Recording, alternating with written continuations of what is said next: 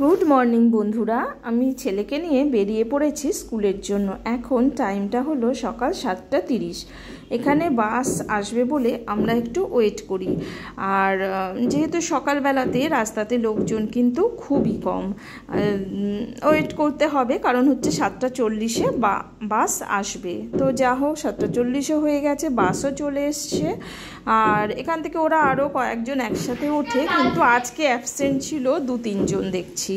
আর এই বাস যখন ঢোকে না, তখন সাইড থেকে কোনো গাড়িকেই এই রাস্তার ভেতর ঢুকতে দেওয়া হয় না, কারণ ওদের স্কুলের বাসটা কিন্তু ব্যাক করে, একই রাস্তা থেকে আবার ব্যাক করবে বলে, সেই কারণের জন্য জ্যাম হয়ে যায়।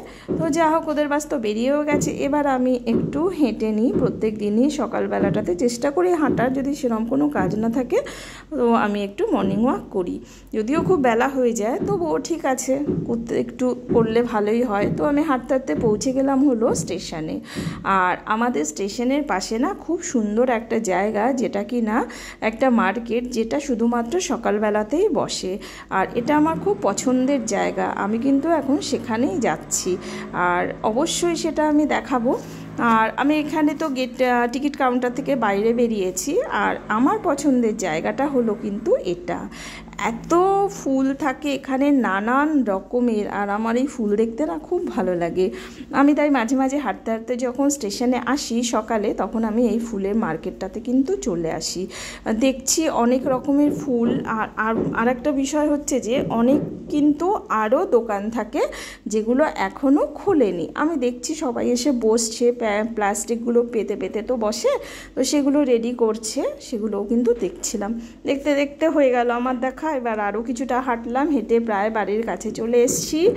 আর আমি ঢুকেও পড়েছি আমার ফ্ল্যাটের গেট, মানে এই গেটটা হচ্ছে বাইরের গেট। এই গেটে তো তালা দেওয়া থাকে, আমি এক হাতে পাচ্ছিলাম না তালা খুলতে, সেই জন্য কিন্তু ফোনটা একটু অফ করেছিলাম।